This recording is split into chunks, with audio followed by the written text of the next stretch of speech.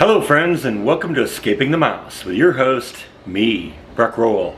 Alright, we're going to do another episode of Bites and Nibbles with Breck today. This is going to be a real recipe, and basically the reason it's been kind of a while since I've done one is it takes me a little while to eat all this stuff. So I've still got a little bit of the gumbo left, I still got a little bit of the tomato soup left. Tomato soup's in the freezer, and so that'll last a while. The gumbo is still in the fridge, so I'm going to have to finish that off in the next day or so. But I was talking to my mom yesterday, and she was asking for ideas for Christmas, and in the past she's found some wild rice and soup mixes that she sent to me, and I realized I haven't made one of those in a while, and I looked at one and I said, you know what, today's the day, I'm going to do one, and we're going to modify it a little bit to put it in the Instant Pot. Now here's the ingredients here. I'm going to start with a package of North Bay Trading Company's 32 bean and 8 vegetable soup mix.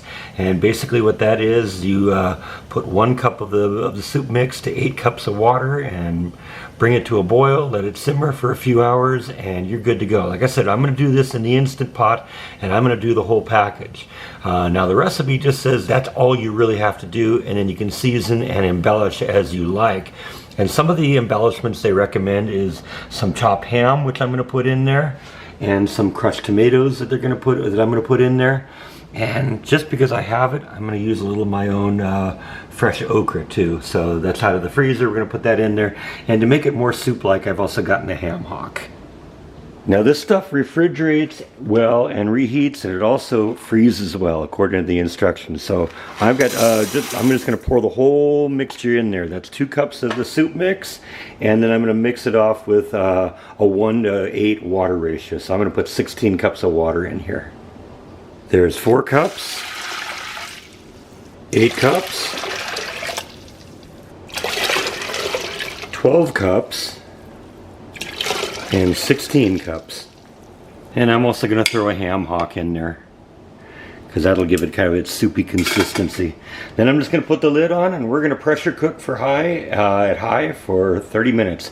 I'm kind of guesstimating this based on the chart that I have that came with Instant Pot for how long to cook beans. And they generally say 15 minutes or so for beans, for the types of beans that are in here. So I'm going to start with that. We may end up actually cooking a little longer when we see how it works, but for now, that's where we're going to start. So I'm going to put the lid on and seal it. We're going to go to pressure cook for 30 minutes. And we're going to leave it at high. And in this case, I'm going to keep the keep warm button on. We'll vent it at the end, but we got some additional ingredients to put in here. So we're going to still need to keep it a little bit warm while we're doing that. So I got 4 deli sliced pieces of ham here, and it was kind of interesting. I decided I wanted to have like thick, maybe like 1/2 inch cube chunks of ham on this, and that meant I had to start with a 1/2 inch thick patty. And I was looking at the scale that they have on there. They say, you know, when you want to, order your meat or your cheese, give them a numerical value based on how thick you want the piece to be, and it gave you a scale from 1 to 10.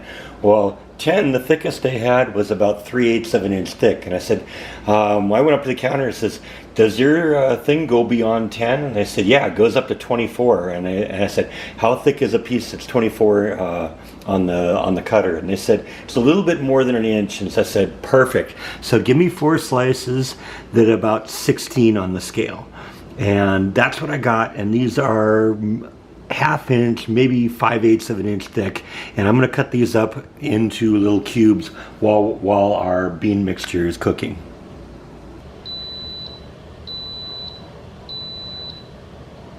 So it would seem 30 minutes have passed, and we're going to vent this thing for the first time and see if we've actually cooked this enough or whether we need to do a little bit more. Like I said, I looked up on my handy dandy little lookup chart that came with the Instant Pot, and it seemed like most of the kinds of beans and stuff that were in this mix should be ready in 30 minutes. So we should be pretty good to go. So let's vent and see what happens.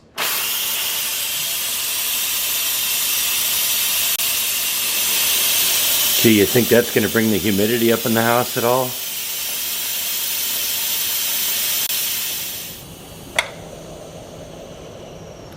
And when the little button drops, the pressure is released. And I know I say this every time, but kind of watch out for the steam and the condensation, because it's going to be very, very hot in there. Oh yeah, that's starting to look pretty good.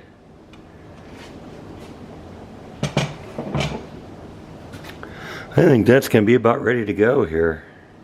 So I took a little sampling of the beans in there just to make sure that they were soft and the right consistency for what I would expect out of this. And that 30-minute chart on the Instant Pot lookup chart is just about dead on. These beans are perfect. So now we got to give it a little bit of flavor, because one of the things I did notice is it's a little bland right now. So I removed the ham hock, and now we're going to just start throwing in some of my ingredients. Here's those ham slices that I chopped up that I showed you. We're going to throw that in there, mix that in there real good.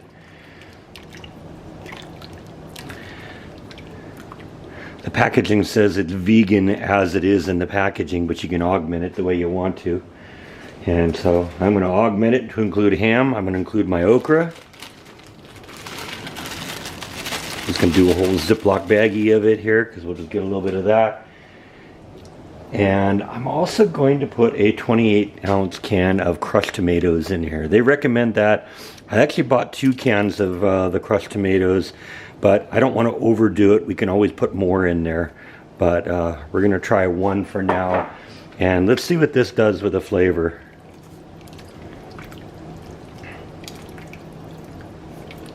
All of the okra is floating on top.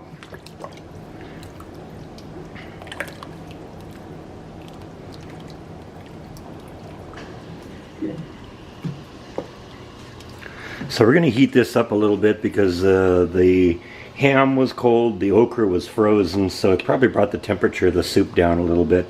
I want to bring it up a little bit, so I'm going to put the thing into saute mode. That will turn on the heat at the bottom, and we can actually start boiling this a little bit again. Alright, this is still cooking. I've cut up all of the ham that was on the ham hock and threw that into the mix also. It actually looks pretty good. I've taken a little taste of it. It's pretty good as a base, but it does need a little bit of help. So this may be, you know, the perfect way for you at this point, you know, with the tomatoes and whatever is the tomatoes and the crushed tomatoes and the ham and all that fun stuff. You could stop here. You could augment it with salt and pepper, which I think I'm going to probably do a little bit of. And I also think I'm going to augment it with a little hot sauce to give it a little bit of bite. Right now it's still a little bit on the bland side. It's got a good, nice tomato flavor. I might actually even end up putting another can of tomatoes in it, but it's actually very, very good as it is. It's probably pretty healthy right now, because all that's in it that's even moderately unhealthy is the ham itself. You know, the rest of it is just beans and tomatoes and okra. So like I said, I'm going to augment it a little bit with some salt and some pepper and some hot sauce, but for you this may be it. So I'll catch up with you in a little bit, and we'll do a final taste test on this thing. So I've given this a little bit more flavor now. I've put probably, I don't know, four or 5 tablespoons or so of salt. You gotta remember, this is a big portion, so that's probably about right for this, or at least for me. I included some fresh ground black pepper, and I also added about a quarter cup of this stuff. This is stuff I got Buc-ee's a while ago. It's based on their Carolina Reaper pepper, and I gotta say I really like this right now, just kind of tasting it out of the pot. So we're gonna let this simmer a little bit and keep it moving, and then we're gonna give it its all-important taste test. But I can tell you right now, it's pretty good. Alright, let's give this thing its all-important taste test. Like I said, it's really loaded up with meat here, so that's gonna be good. Yeah, it's got a nice little bite to it. I put just the right amount, I think, of the Carolina Reaper sauce into it.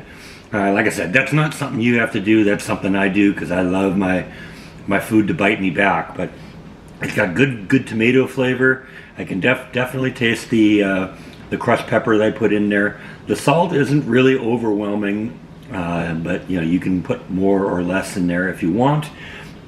And the beans and the veggies are nice and soft and moist. And I was actually a little concerned that there might not be enough in there, but the moisture in there just kind of sucked that all in, and everything kind of plumped up with the moisture. So it's really good. That was a carrot slice. I would not have imagined that was that had been freeze dried, just based on how good it is. So let's get a little taste of this okra here, see how that fits in there. Yeah, it's really good. Like I said, good flavor all around. So basically, like I said, this company is called North Bay Trading Company, and you can check them out at northbaytrading.com. Order stuff. They got wild rice, they got the soup mixes, and this is the second time I've had these, and it's been pretty good. So definitely recommend it.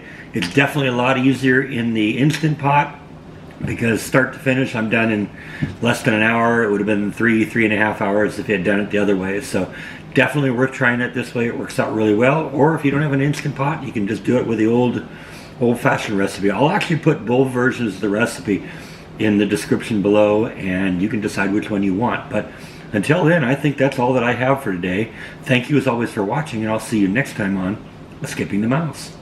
Good night.